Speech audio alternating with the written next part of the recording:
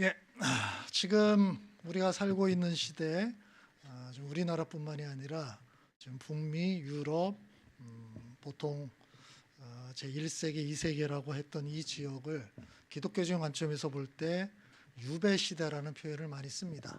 유배 시대는 여러분 구약 성경에 보면 이스라엘 백성이 바벨론의 포로가 돼가잖아요. 멸망을 하고 포로가 돼서 그 바벨론이라는 거대 제국 안에서 소수자로서 살아가게 됩니다. 이렇게 포로가 돼서 그렇게 살아가는 이런 시대, 이걸 일컬어서 이제 유배 시대라고 이야기를 해요. 그렇게 된 이제 주된 이유는 일단 기독교 인구가 급격히 줄어든다는 얘기죠.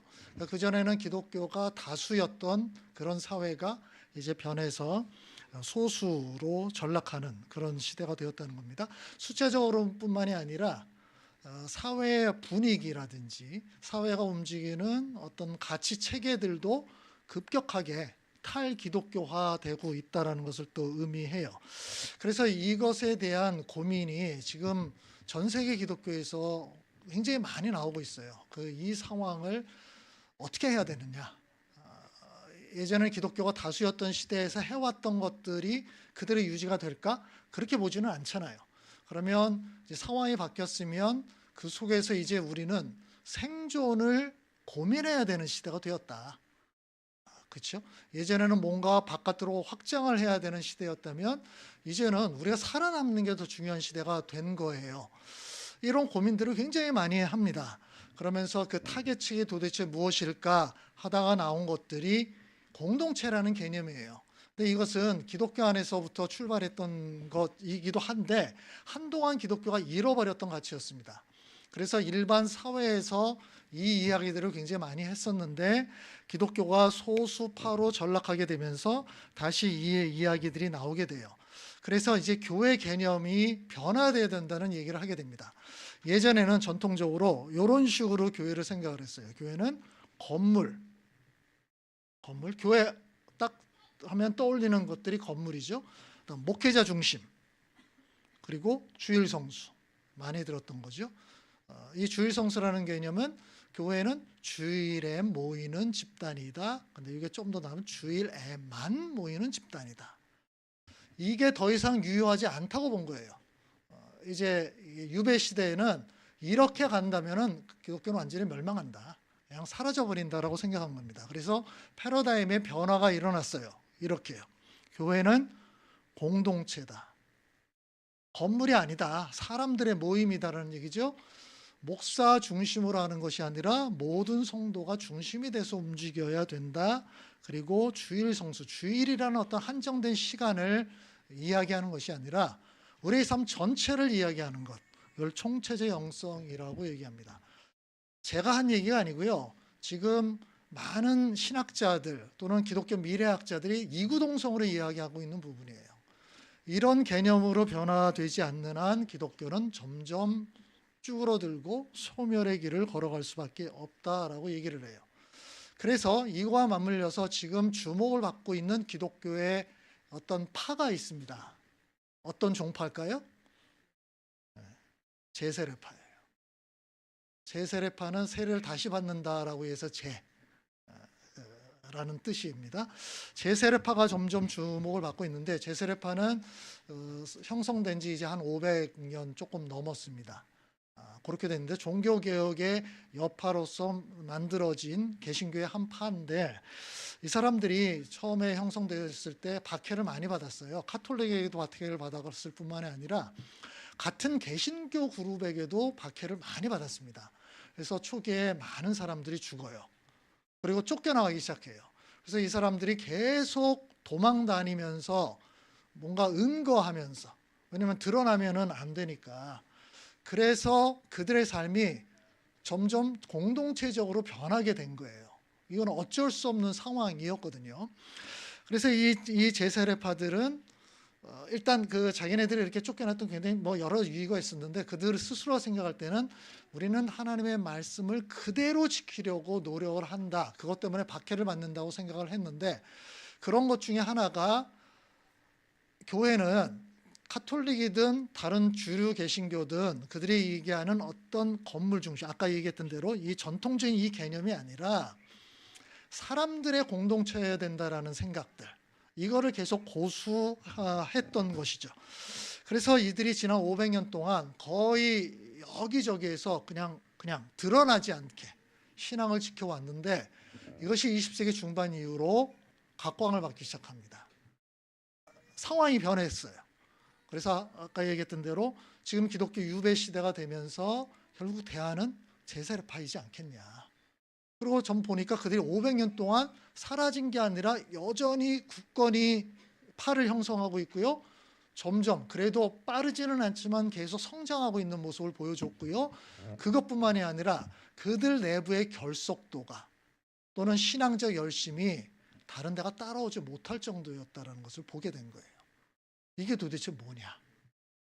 그래서 지금은 이제 많은 신학자들이 이 제세례파에 대해서 굉장히 많은 관심을 기울이게 됩니다. 그런데 그렇게 관심을 갖고 있지만 이걸 쉽게 체험할 수는 못하는 거예요. 너무 오랫동안 관성에 젖어 있었기 때문에. 그래서 기존의 교회들은 제세례파가 강조했던 공동체성이라는 것들을 거의 이미 다 잃어버렸습니다. 그냥 개념 속에 없어요. 아까 얘기했던 전통적인 교회라는 개념 속에 공동체는 아예 이미 다 사라져 버렸습니다.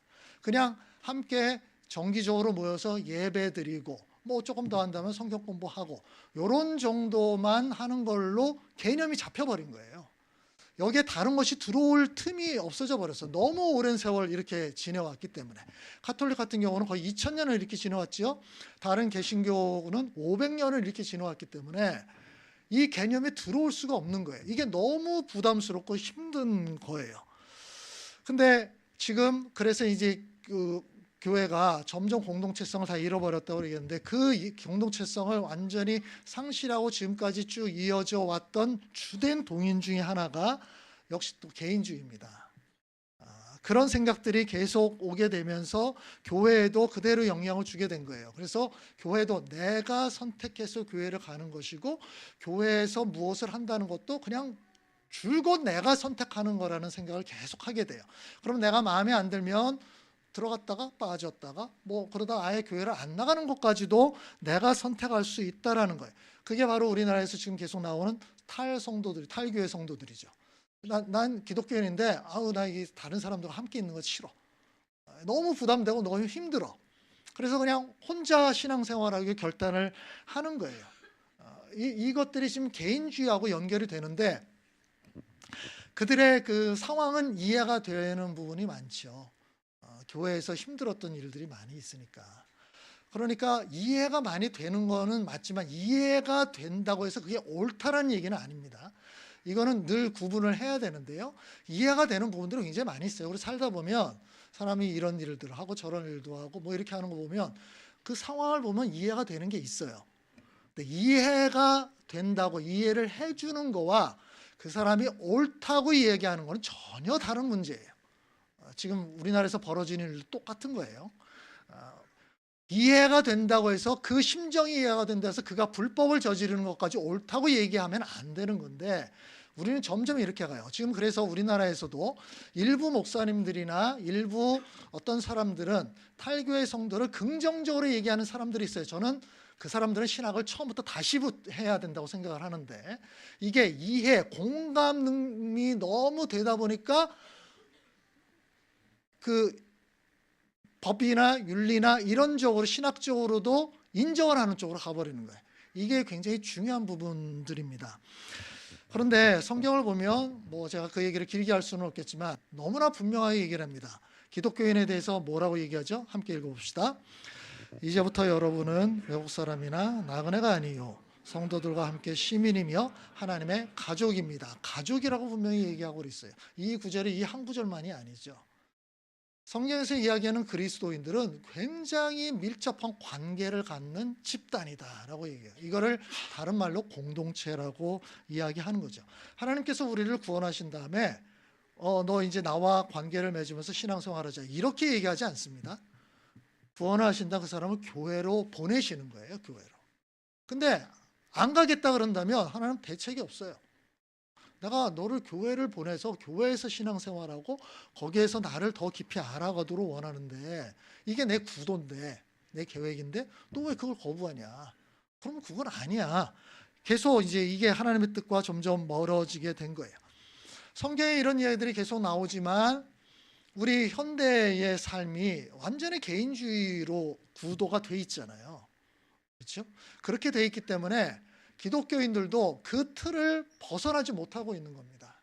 그냥 그 틀 속에서 살아가는 게 편하거든요. 그래서 교회나 어떤 곳에서 계속 공동체를 얘기하면 그 자체가 이미 듣는 순간 부담이 되기 시작해요. 공동체라는 단어 자체가 부담이 돼요. 한편에서 약간의 동경심이 있어요. 있지만 부담이 90%예요. 왜냐하면 이미 우리의 삶이 개인주의적 삶으로 고착화 되어버렸기 때문에 그래요. 근데 이 부분은 우리 하나님의 멤버들이라면 다 알겠지만 하나님께서 교회를 분명히 공동체로 만드셨다라는 것. 그러면 우리가 이 시대, 기독교가 유배 시대로 들어갈 때 제세례파가 견지했던 그 중요한 이 가치, 공동체라는 가치를 다시 살려야 되는 것은 너무나 분명합니다. 그렇게 되지 않으면 정말 그래요. 그 기독교 미래학자들이 얘기한 것처럼 기독교는 점점 소멸의 길로 걸어갈 겁니다. 이거는 너무나 분명한 게 뭉치면 살고 헤어지면 죽는다라는 것은 정말 중요한 거예요. 정말 그렇게 돼요. 혼자서 비기독교 사회에서 생존한다? 이거 안 됩니다. 이거는 점점 안 될 거예요. 점점 힘들어질 거예요. 처음에는 내 신앙을 표현하는 게 힘들어지겠죠. 다음에는 내 신앙대로 뭔가를 한다는 게 점점 더 힘들어져요. 사회적 여건이 뒷받침되지 않거든요. 그래서 하나님께서도 이미 신약 성경을 줄 때 2000년 전이에요. 기독교인이 그때 소수였습니다. 그렇죠? 소수였어요. 하나님께서 이거를 아신 거예요. 그래서 그때도 교회를 얘기할 때 너희가 계속 모여라. 공동체여야 된다. 함께 있어야 된다. 그래야 너희가 신앙을 유지할 수 있고 교회를 지켜나갈 수 있다라고 말씀. 그 얘기가 신약 성경에 주장창 나오고 있는 거죠. 처음부터 끝까지 계속 나오고 있는 거예요. 이거는 하나님의 의도하신 부분들입니다. 하나님이 우리를 구원하실 때 또는 교회라는 어떤 집단을 만들 때 생각하셨던 거예요. 그러니까 이것만으로도 우리는 거기에 순종해야 되겠구나. 우리는 어떻게 하면 좀 더 공동체로 살아야 될까?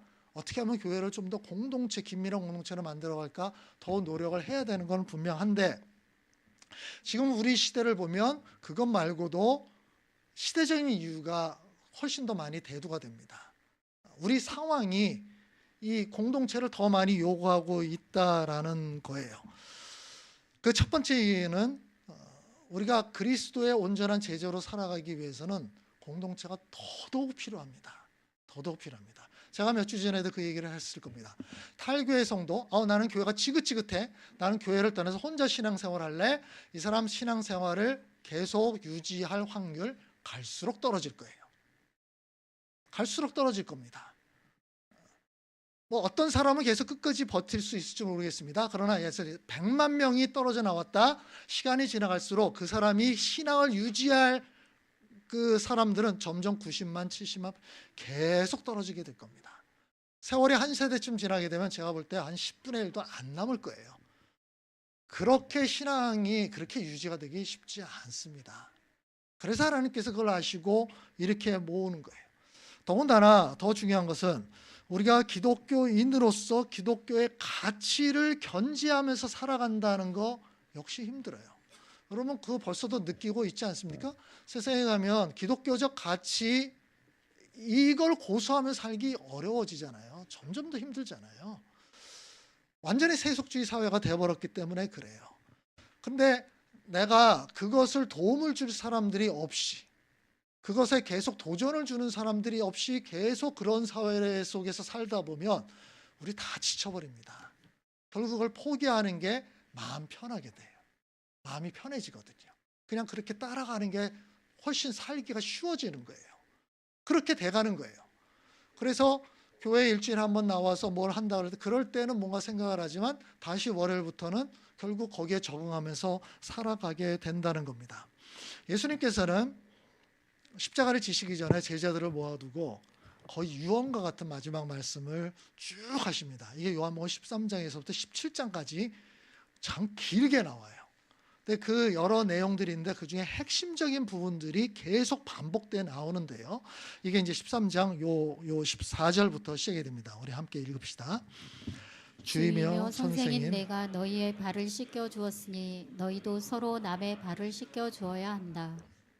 예. 그다음에 13장 34절에서 다시 또 말씀합니다. 또 읽읍시다. 이제 나는 너희에게 새 계명을 준다. 서로 사랑하여라. 내가 너희를 사랑한 것 같이 너희도 서로 사랑하여라. 너희가 서로 사랑하면 모든 사람이 그것으로써 너희가 내 제자인 줄을 알게 될 것이다. 예, 15장에 다시 또 반복합니다. 읽읍시다.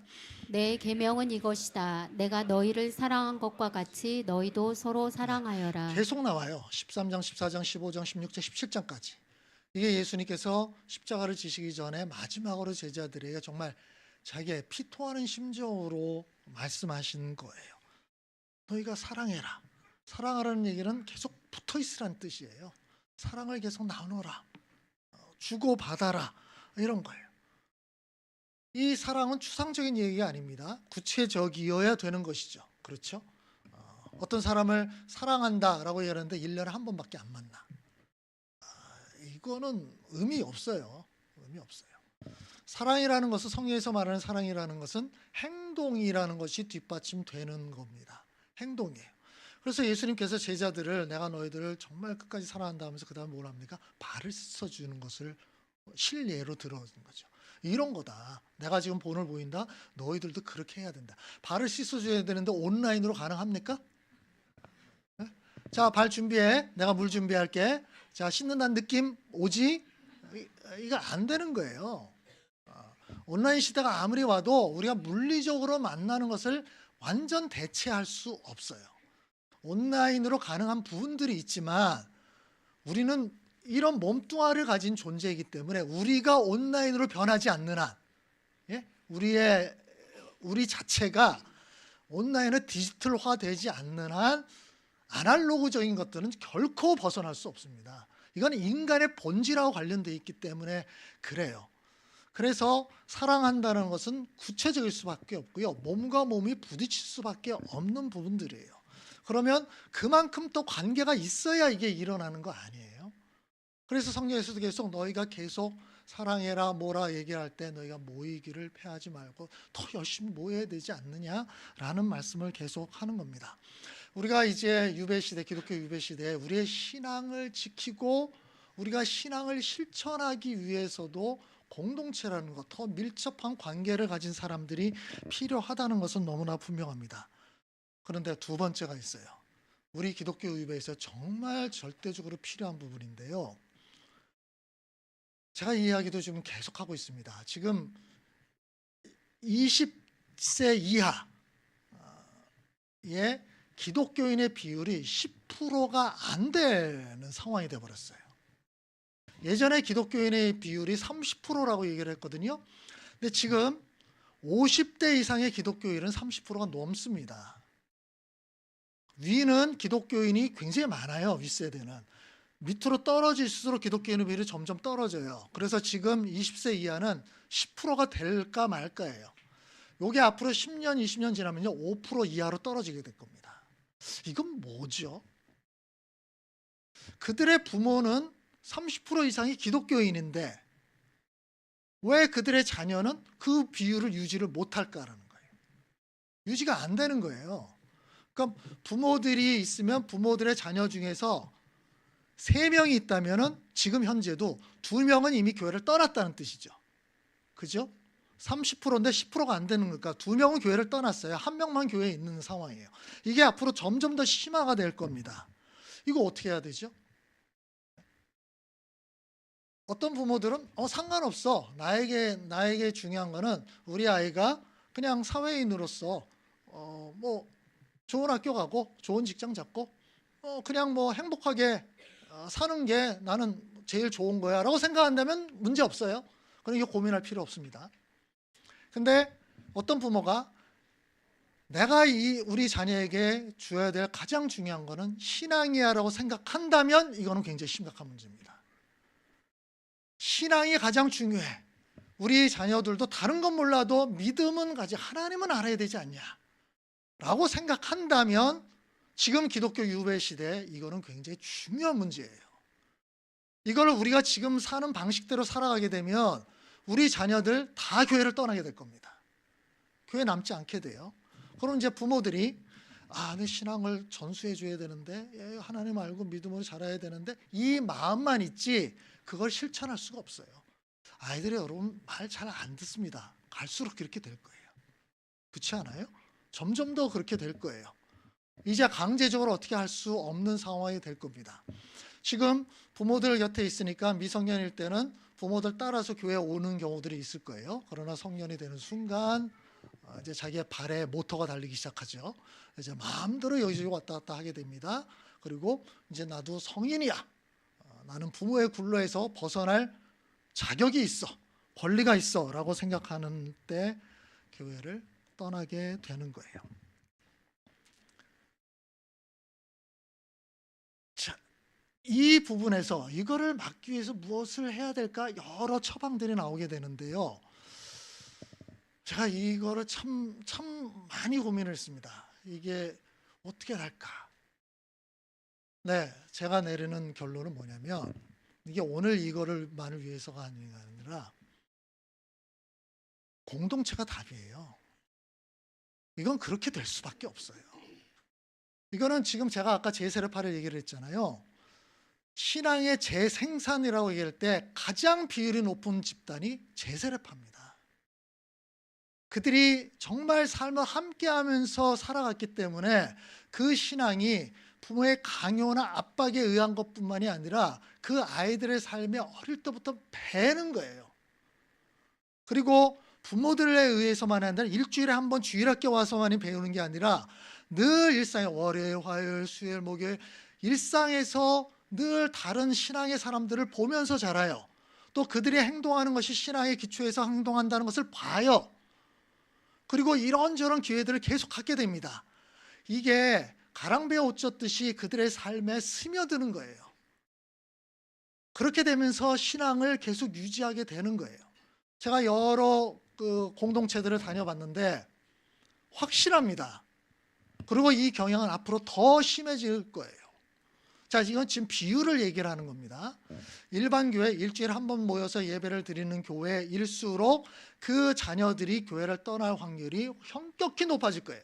물론 그들 중에도 신앙을 계속 유지하는 자녀들이 있을 거예요. 지금 비율을 얘기하는 겁니다. 전부라고 얘기하지 않아요. 비율을 따져보면 훨씬 더 자주 공동체적으로 만나고 삶을 공유하는 집단일수록 그들의 자녀가 신앙을 계속 유지할 확률이 급격히 높아져요. 지금도 그렇게 나와 있고요. 앞으로는 이게 더 심하게 될 거예요. 이건 정말 심각한 문제예요. 여러분이 여러분의 자녀를 신앙으로 키우기를 원하세요? 여러분들의 자녀가 계속 신앙을 갖기를 원하시나요? 하나님을 계속 알면서 자라기를 원하시나요? 공동체에 있어야 돼요. 여러분의 능력으로 안 됩니다. 앞으로 더 그럴 거예요. 10년 후 훨씬 더 심해질 거예요. 이거는 정말 중요한 부분이에요. 제가 다시 한번 말씀드립니다. 여러분이 자녀들에게 신앙으로 교육할 생각이 별로 없다 그런다면 상관없어요. 여러분 이건 제 얘기를 무시해도 됩니다. 그래도 상관없어 라고 생각한다면 그냥 그렇게 사셔도 되는데, 아니야, 우리 자녀에게 신앙을 전수해 주는 게 나는 정말로 중요하다고 생각해. 그런다면 그 확률을 높이는 방법은 공동체예요. 앞으로 더더욱 이것이 심해지게 될 겁니다.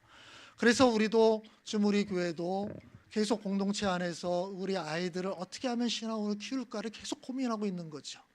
그래서 어릴 때부터 함께 공동 육아를 하면서 그들의 어릴 때부터 신앙이 젖어들도록 계속 하고요. 그다음에 초등학교 때 꿈틀을 통해서 이렇게 하고요. 이런저런 프로그램들을 통해서 그냥 자연스럽게 신앙적 분위기에서 자라가도록 애를 쓰고 있는 거예요. 아마 세월이 좀 지나다 보면 차이가 드러나게 될 겁니다. 이건 너무나 확실해요. 제가 예언자는 아니지만 이거는 그냥 뻔히 보여요. 뻔히 보여요. 나중에 세월이 지난 다음에 제 말을 꼭 기억하시고 저를 선견지명이 있는 사람으로 인정해 주시면 저는 고마울 것 같은데, 제가 대단한 예언자라서 이건 너무나 명백한 일이기 때문에 그래요. 지금까지 그래 왔고요. 이 추세가 앞으로 더 심화가 될 겁니다. 그래서 여러분들의 신앙을 정말 여러분의 자녀를 신앙으로 양육하기를 원한다. 공동체에 훨씬 더 깊이 들어오셔야 됩니다. 그리고 공동체에 여러분 자녀를 맡겨야 돼요. 그래야 그 자녀들이 계속 신앙으로 양육하게 성장하게 될 겁니다. 마지막 세 번째는 지금 우리 시대는 여러 분야에서 분열된 시대죠. 뭐 정치적인 것뿐만이 아니라 남녀 분열, 세대 간의 분열, 또 이데올로기적 분열, 이게 점점 심화가 되는데요. 이게 서로 적으로 인식하게 되는 것들, 이게 여러 학자들이 실험을 했는데 그 적으로 하고 서로 죽일 놈 이렇게 되는 건 뭐 여러 이유가 있긴 한데 요거를 완화시키는 좋은 방법이 뭘까도 굉장히 연구를 많이 합니다. 그래서 거의 이구동성으로 찾아낸 방식이 뭔지 압니까? 인격적 관계를 맺는 거예요. 관계를 맺는 거예요. 저 사람이 누군지 모르면 모를수록 적대심이 점점 커져요. 근데 그 사람을 알면 알수록 적대심이 누그러지고요. 이해심이 커집니다. 저 사람을 알게 될수록. 그런 거는 여러분 일상생활에서 잘 알 수 있을 거예요. 글쎄요. 여러분 아파트 살든 빌라에 살든 어디에 살든 주변 이웃을 잘 아나요? 알 수도 있고 모를 수도 있어요. 근데 한번 여러분 경험을 생각해 보시면 여러분 주변에 옆집이나 윗집이나 아랫집을 누가 사는지 아는 경우와 모르는 경우, 여러분 그들을 대하는 태도와 그들이 나에게 약간 불편을 끼치는 행동을 했을 때 여러분의 반응이 어떤지 한번 생각해 보세요. 어떤가요? 모르는 사람에 대해서는 즉각적으로 약간 좀 바로 반감이 일어나고 적대심이 생깁니다. 근데 아는 사람이에요? 그러면 에이 그냥 좀 언짢은 일도 에이 뭐 좀 잘하지. 이게 날카롭게 반응하지 않고요. 상당히 이해심 있게 반응을 합니다. 이건 그냥 우리가 그렇게 생겨 먹었어요. 원래 그래요. 그래서 이걸 사회적으로 적용하게 되면 사회적으로 이렇게 대립되어 있는 사람들을 좀 더 자주 만나서 대화를 하고 인간적 관계를 맺도록 해야 거기서부터 뭔가 통합되고 서로를 이해하고 이런 일들이 가능하다. 그래서 대화 모임을 많이 합니다. 와서 이야기를 좀 하자. 그러다 보면 저 사람이 왜 저렇게 생각하는지를 한번 듣게 되고, 그러면 내가 지레짐작을 하잖아요. 저 사람은 저렇기 때문에 저런 말도 안 되는 생각을 하는 거야. 근데 아니요, 그 사람이 그렇게 생각을 하게 되는 또 다른 이유가 있을 수 있거든요. 이거는 관계를 맺다 보면 알게 되는 거예요.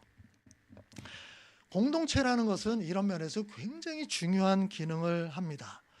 여러분 갈수록 예를 들면 우리 사회가 점점 세대 간의 간격이 점점 멀어지고 있잖아요. 그죠? 이게 예전에는 뭐 세대라 그러면 마치 30년, 이게 한 세대죠. 그죠? 한 세대가 30년. 그러면 제가 이제 60이 넘었으면 지금 30대 초반 정도와 저는 한 세대 차이가 나게 됩니다. 근데 요즘은 그렇다고 얘기 안 들으다고 청년부 얘기를 들어보니까 5년만 지내도 세대 차이가 난다 그러더라고요. 그러니까 25살과 30살도 내 시대는 안 그랬는데 그런 얘기를 한대요. 5년 전과 지금이 너무 달라졌다는 얘기예요. 이렇게 되면서 완전히 조각 나고 있는 거예요. 근데 여러분 혹시 우리 교회에 와서 그런 면에서 좀 뭔가 변화된 걸 느끼지 않습니까? 저는 그런 얘기를 참 많이 들었어요. 우리 교회는 교회적으로도 그렇고 공동체로 마을 공동체도 그렇고 이렇게 세대 간의 통합적으로 함께하는 일들이 굉장히 많아요. 그렇죠? 여러 가지 면에서 오광도 통합적으로 하고 수련회도 같이 하고 뭐 이런저런 것들, 마을 공동체에서는 더 말할 것도 없고요. 그래서 이게 자연스럽게 세대 간의 이 간격을 좁히는 기능을 합니다. 그것도 똑같은 거예요. 전에는 나이 많은 사람은 다들 이렇게 생각을 했는데 함께 이렇게 가까이 이야기해 보니까 내가 생각했던 것만큼은 아니구나. 이런 생각을 하게 되는 거죠. 이게 자연스럽게 체득을 하게 되는 거거든요. 이런 면에서도 공동체는 굉장히 중요한 기능을 해요. 사람들 사이에 선입견을 가지고서 멀리했던 것들을 그 선입견을 없애버리는 기능을 한다는 거예요. 우리 아이들을 공동육아하면서 마을 공동체에서 키운 아이들을 외부 사람들이 딱 봤을 때 바로 느끼는 게 뭔지 아십니까? 우리 아이들을 보면서 그 사람들이, 우리는 잘 모르는데 그 사람들이 바로 느끼는 게 있어요. 어른들에 대해서 두려움이 전혀 없는 것 같다. 너무 친근하게 다가온다. 경계심이 없다. 이런 얘기예요. 왜 그럴까요? 공동체 안에서 함께 있어서 그래요. 수많은 어른들을 늘 대하거든요. 그리고 그 어른들의 사랑을 받고 있거든요. 그러니까 얘들이 종종 착각하는 것 같아. 세상에 있는 모든 어른들이 다 자기를 좋아하는 줄 알고. 약간 왕자병과 공주병에 걸리는 게 아닌가 싶기도 한데, 이건 너무 좋은 거죠. 그죠? 그렇게 사랑을 받고 느껴야죠. 어릴 때부터 이 적대심을 가지고 자라나면 어떻게 해요? 안 되잖아요. 이게 우리는 우리끼리 있으니까 잘 모르는데 외부 사람들 오면 거의 첫 번째로 하는 반응이 그거예요. 애들이 스스럼이 없더라. 그냥 쉽게 다가오고 격이 없이 또 이야기를 하더라. 세상이 갈갈이 찢어져 있습니다. 이것들을 봉합할 수 있는 방법, 공동체예요. 자주 만나고 함께 무언가를 하고, 그런 가운데서 우리의 이 갈라졌던 삶들이 봉합이 됩니다. 그런데요, 우리가 공동체를 아무리 얘기를 해도 결국 이거는 선택의 문제입니다. 우리 인생은 선택이죠. 여러분 지금의 여러분의 모습은 선택의 결과예요. 그렇죠? 여러분이 이런저런 인생의 갈림길에서 이렇게 저렇게 선택했기 때문에 지금 여러분의 모습이 된 거예요. 신앙의 삶도 선택의 문제입니다. 맞죠? 여러분이 기독교인이 되기로 했고 우리 교회에 오기로 했고 여러분 선택을 한 거예요. 결국 신앙도 선택의 문제입니다. 그렇다면 요한일서에서 요한사도가 우리에게 이런 이야기를 하거든요. 자, 이것도 선택의 이야기를 하는 겁니다. 같이 읽읍시다. 여러분은 세상이나 세상에 있는 것들을 사랑하지 마십시오. 누가 세상을 사랑하면 그 사람 속에는 하늘 아버지에 대한 사랑이 없습니다. 세상에 있는 모든 것, 곧 육체의 욕망과 눈의 욕망과 세상 살림에 대한 자랑은 모두 하늘 아버지에게서 온 것이 아니라 세상에서 온 것이기 때문입니다. 이 세상도 사라지고 이 세상의 욕망도 사라지지만 하나님의 뜻을 행하는 사람은 영원히 남습니다. 지금 요한 사도가 두 가지를 비교하고 있습니다. 윗부분에서는 뭘 하는데 육체의 욕망, 눈의 욕망, 세상 살림에 대한 자랑과 같은 것들. 그게 바로 세상이나 세상에 있는 것들. 이게 하나가 있고요. 밑에 내려가면 또 다른 거는 뭡니까? 하나님의 뜻을 행하는 것. 하나님을 사랑하고 하나님의 뜻을 행하는 것을 비교하고 있어요. 그러면서 너 어느 거 선택할래? 지금 사람들은 다 위의 것을 선택하면서 살아가고 있지 않냐? 그거 아니라 하나님의 뜻, 하나님을 사랑하는 것을 선택해야 되지 않냐?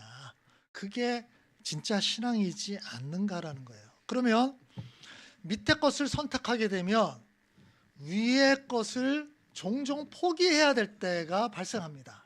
그렇죠? 둘 다 잡고 싶은데 그게 잘 안 되잖아요. 두 가지를 다 잡을 수 있다면 왜 이런 얘기를 하겠어요? 그게 안 되기 때문에 얘기를 하는 거잖아요. 밑에 거를 잡으면 위에 거의 상당 부분은 희생하거나 포기할 수밖에 없으니까. 그리고 위에 거를 잡으면 밑에 것도 네 생각하고는 달리 포기하거나 이게 미룰 수밖에 없다. 지금 요한 사도가 바로 그 얘기를 하고 있는 겁니다. 저는 공동체의 삶 역시 선택의 문제라고 생각을 해요. 그렇죠? 나는 내가 편한 대로 개인주의적으로 살아갈 것인가? 아니면은 하나님의 뜻을 따라 하나님의 의도를 존중하면서 공동체적으로 살아갈 것인가? 이건 선택의 문제예요. 그러면 어느 쪽을 선택하든 반대쪽에 있는 거를 희생할 수밖에 없어요. 그걸 얻을 수 없어요. 둘 다 잡을 수는 없다는 거예요. 우리 교회가 세워진 지 한 22년째 되어 왔는데요. 한 10여 년 전부터 생각을 했습니다. 이제 이 하나님의 말씀을 보고 깨달은 거예요. 교회가 진짜 공동체적으로 가야 되는 거구나 라는 생각을 한 거죠. 그래서 그렇게 시도를 하기로 결단을 한 거죠. 그쪽을 선택한 거예요. 그 선택해서 결국 지금 남가저동을 중심으로 공동체가 형성이 됐고 교회도 이쪽으로 이전을 해온 거예요. 예전에 홍대 그 동교동 3거리 홍대 주변에 있을 때는 교통도 좋았고요, 접근성도 좋았습니다. 근데 지금 여기는 여러분 오기도 좀 쉽지 않죠. 주차하기도 힘들고 어떻든 차를 안 가져오려면 버스를 또 몇 번 갈아타야 되고 오는 이 굉장히 안 좋은 상황이에요. 그런데 우리는 이렇게 왔어요. 지금 세상에 교회를 이런 식으로 이전하는 교회는 여러분 없습니다. 거의 반대로 가죠. 반대로 입지 조건 좋은 곳으로 가요. 우리는 반대로 결정을 했어요. 왜요? 우리는 또 다른 가치를 선택을 했기 때문에 이거는 포기하기로 결정한 거예요. 똑같은 둘 중에 하나에서 우리는 이쪽을 감수하고 이쪽을 선택하기로 한 거예요. 그러면서 이쪽으로 사람들이 이사 오기 시작했고 공동체 하우스를 지었고요. 굉장히 많은 출혈을 하면서 했습니다. 그 가운데 고생도 엄청 많이 했습니다. 근데 우리는 계속해서 선택을 한 거다. 우리는 이쪽을 붙잡기 위해서 그런 것들을 다 포기한 거다. 더 힘들고 어렵고 고생스러운 것들, 그래서 재산적 손해도 많이 봤고요. 그 다음에 직장 가느라고 굉장히 힘들었잖아요. 지금도 여전히 힘든 사람들이 있고요. 여기서부터 나가려니까 그것도 다 포기한 거예요. 우리가 선택을 했기 때문에. 지금 우리는 계속해서 이렇게 가고 있는 거예요. 우리 아이도 공동육아를 하고 있습니다. 그냥 일반적인 아이들 보내는 곳으로 하게 되면 비용이 그렇게 많이 들지 않는다 그래요.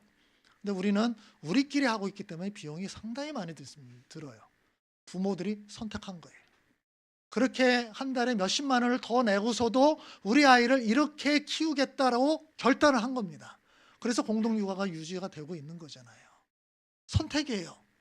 우리는 끊임없이 10여 년 동안 선택의 선택을 계속한 거예요.